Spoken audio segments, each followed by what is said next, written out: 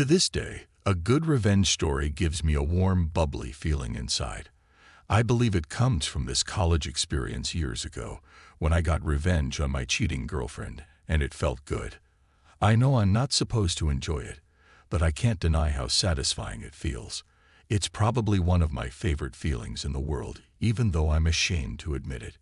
So I decided to write my first post about this because I don't tell the story often. It is so extensive, and honestly just makes me look bad. I'm going to try my best to not paint a picture where my ex looks as bad as possible, and me as innocent as possible. I want to write this accurately as I can, even if it makes me look bad. Bit of context and backstory. At the time of this story, I played Division I NCAA basketball at a school, so I traveled a lot, weekly in different cities and states, and my entire life revolved around this. During the events of this story, I was in the early stages of a horrible drug and alcohol habit. Years after this story, I ended up getting sober and joined a program whose name you can find at the front of almost any phone book. I am sure many people reading this are also sober and will understand how we addicts/alcoholics can be. This story is an effort to explain a character defect that manifested from the events in this story that lead me down a very dark path. However, I don't mean this story to come off in a self-pity kind of way. Lastly, I was always a good kid. I was never troubled. My upbringing was very difficult, but I was able to keep an overall kindness in my spirit to other people and almost always did the right thing or took the high road. When it came to dating, I knew people cheated in relationships, but at the time of this story, I always chalked it up to other people not doing things the way I did. I never really thought it would happen to me. I always thought that because I was a 5-star boyfriend and my amazing choice in women, infidelity would never be a part of my dating journey. I was naive. I really thought highly of myself and also had a real arrogance like any guy in his early 20s, I guess. The build-up. I was in my junior year in university. I had been single for about a year after me, and my high school finally broke up after 3 years. I checked that relationship off as my learning experience, and I now knew what to look for in my next girlfriend. The next woman I chose to have a relationship with I would most likely marry and start my future with. I know I was young and dumb, and thought I knew everything. Lol. I had my eye on this girl at my school. We will call her Lisa. I saw Lisa around the collegiate athletic facility, the university team's training grounds, and locker rooms. Lisa ran for the track team and was damn good. The various athletic teams often had parties, and I knew that the first one I saw her at, I would introduce myself and try to chat her up a bit and see where it led. Soon enough, I see Lisa at one of these parties, and we pass each other on the stairs. We make eye contact, and she smiled at me. I sparked a conversation with her, and after going back and forth a bit, we exchange numbers. We begin the classic American style of flirting where we constantly just hint things back and forth indirectly. We slowly progressed the relationship in this manner for weeks, sending texts back and forth hinting that we were interested in each other, but also playing it cool to not let the other person know we had a crush on them. At the time, she was on a break with her current boyfriend, who was a popular player on the football team. She ended up leaving him completely to date me. This should have been a red flag, obviously, but remember, I had severe hubris. At the time, her leaving him to date me just gave me a superiority complex. I was playing good in sport, and if she was willing to leave this guy for me, then she will never leave me for another guy. Well, now I was a fucking idiot. I can't express how much I was into Lisa. I was addictively attracted to her, and had that weird feeling of, I can't believe my crush is actually into me too. I really was so drowned and blinded by my crush on her, I missed so many red flags, but our relationship began progressing really fast. Because of this, I didn't really do a proper inventory on why I liked her so much. Fast forward like 8 months later. We are together officially. Lisa has her own athlete's dorm room, but I was a couple years older than her and was working during the summers full-time and part-time during school/season, and had my own apartment near campus, and Lisa was basically living with me. She even would stay there when I was out of town, which was like 3 or 4 days of every week, because we were in season, and the team was flying all over the country. Me and Lisa were deeply in love regardless. At the end of the season, I had planned 2 massive back-to-back parties. One was for my teammate's birthday, Friday night, and then my birthday, Saturday night. They just happened to be one day after the other, and luckily landed on a Friday and Saturday night. Me and Lisa got drunk Friday night and had some unprotected sex. Lisa kept a period tracking calendar app on her phone. She was asleep, and I drunkenly remembered she always marked down in her calendar when we had unprotected sex, so she knew if she should be worried if she missed her period. She missed her period often because she was an athlete. My inebriated brain thought she should put it in her calendar now because we would forget the next day, since we were so fucked up.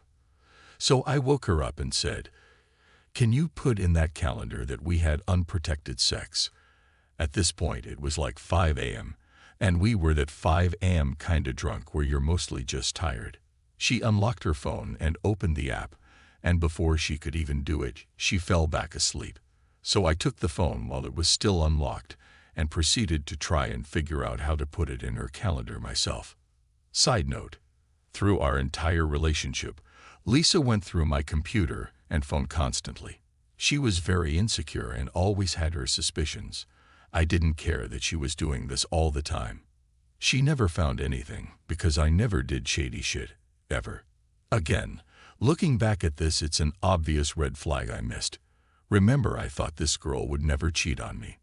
So this wasn't one of those stories where I went through her phone looking for something and subsequently finding it. In this case, I was innocently trying to navigate this damn period calendar while I was drunk, and I was not suspicious at all. When I looked at the period calendar app on Lisa's phone, I saw all kinds of little markers on different days of each month. Each marker was a different color, so I opened one to see what the color coding meant. I saw that red was obviously symboling her period, and then there was also black markers that showed when she had unprotected sex. This is when my heart sank into my stomach. This fucking calendar was PPPRED with black markers. It looked like a checkerboard with only a handful of red pieces left, and all the fucking black ones. There was black markers on dates that I was in a different city playing basketball.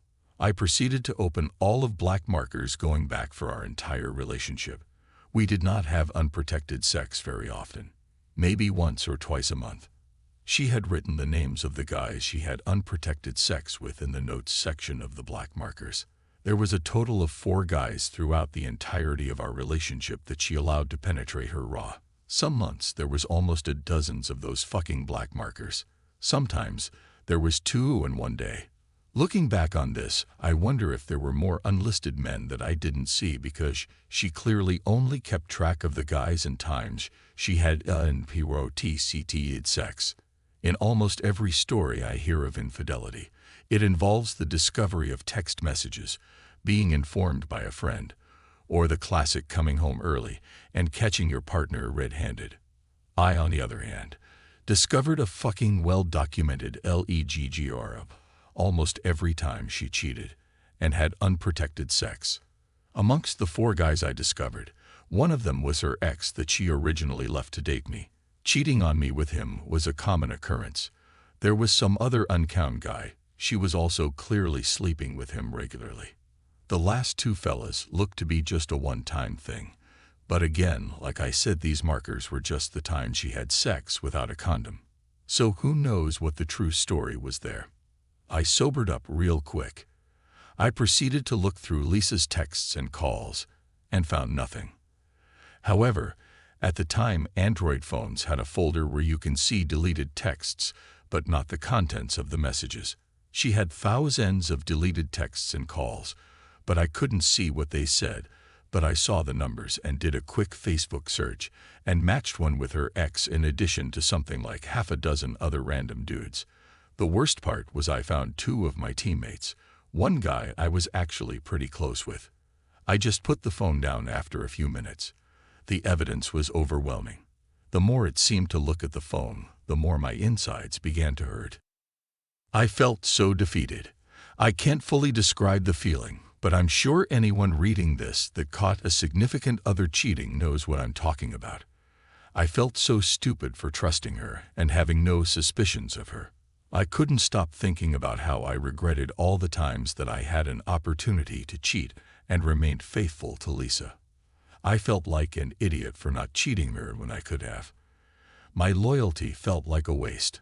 I know it sounds ridiculous and irrelevant to the fact that she was unfaithful. I think I obsessed over that, because if I had cheated as well, I wouldn't have hurt so much in that moment. All I could think about was about how much I was hurt. I would do anything to not feel the pain and embarrassment anymore. Question: am I the only one who thought this way after catching their partner cheating? I'm curious about this. I proceeded to leave my apartment and go for a long walk. I had never felt the emotions that were coming up and didn't know how to process them. My ego felt like it was literally dismantled in front of me. I wasn't sure what to do, and I was too embarrassed to tell anyone. My sadness quickly turned to anger. I knew I was gonna get my revenge. I just didn't know how yet. I was seething with rage and wanted to make sure she never recovered from this. My roommate/teammate and best friend who was sleeping on the couch in my living room. We will call him Bono, an Eastern European kid who stood 7 foot tall and was as Russian in demeanor as you can imagine. He also had an equally ridiculous RL name, hence Bono. Well, Bono called me shortly after I started my walk. I answered and he asked where I was. I asked him to keep this between us and told him what happened. He stays on the phone and goes into my room, and I hear him in his Russian accent yell at her, "Yo bitch, you cheated on OP." Then I faintly hear her inaudibly say something in the background and him yelling at her to get out of the apartment. After hearing some scuffling, Bono gets back on the line and says, "Yo, she gone. Come back and let's talk." I head back home and me and Bono go over what had happened. Things don't get sappy because we are both complete alpha males who both come from cultures where men don't cry, and neither of us really knew what to say or do in this situation. He makes his best attempt to comfort me and says, "Tonight is your birthday. We gonna get fucked up and find you some sluts." Fuck her. I never liked her anyway. Oh yeah, this day was my birthday. Forgot about that part. Me and Bono go out for breakfast. I am still a little drunk. My phone is blowing up with calls and texts from Lisa. I tell her I saw everything on her phone, and I can't stand to speak with her or look at her. She keeps trying to convince me to let her come to my birthday party, and I make it clear I don't want her there. She clearly was concerned about exactly what Bono suggested to me earlier when me and him chatted. Lisa's entire reputation and popularity revolved around the fact that she was dating me. I think most people didn't like her in the first place but put up with her because we were together. She knew that if I acted single at my birthday party and she didn't show up, everyone would know something was askew. I think Lisa was more worried about being embarrassed than our relationship. I don't remember much of what happened that night, but one of my friends sent me a little package for my birthday from California, filled with some really good weed, hash, moon rocks, some pills, and the devil's dandruff, and I proceeded to do a glorious swan dive into an intoxicated oblivion. All I remember is sitting on my chair at the pregame for my party. There was 2 girls sitting on the arms of the chair, and I still have a photo of that moment, and I remember it vividly. We were preparing to head out. I had a few tables downtown at a popular nightclub. The booze and drugs were the only thing that made me feel normal. I had my sunglasses on and clearly had that happy loaded grin on my face. The longer you look at the photo of me on that chair, you can tell I'm hiding a huge amount of hurt. Sitting on that chair, the cocktail of drugs start to take effect. This was the first time I ever used substances not to party, but to feel better, to make me feel normal. I remember thinking, I want to feel this way for the rest of my life. I am never going to hurt like that ever again. With drugs, I have control and no one can hurt me again. Oh, how ironic that turns out to be years down the line. I told my teammates and friends that me and Lisa were done when they asked why she wasn't at the party. I didn't tell them why, though. I also didn't show them that I was affected by it in any way and just played it cool. I tried to focus everyone on the party ahead of us, the revenge. So this is one of those revenge stories where it was only half planned. I knew I wanted to get revenge on Lisa for hurting me so much, but I kind of just improvised as opportunities came up. My original kind spirit had died at my birthday on that chair. All my morals went out the window. I never cheated in relationships, therefore I believed I would never get cheated on. I realize now how dumb that is, but that's what I thought at the time. I didn't care what collateral damage I caused as long as my mission to hurt Lisa as much as possible was accomplished. So continued every day of my life with this new selfish mindset. I was sitting at my computer later that next week skimming Facebook when I saw the profile of one of her track teammates on my feed. That's when I had my first vengeful idea. I decided I was going to attempt to get her teammates to bite the bait that I was about to cast out into the water.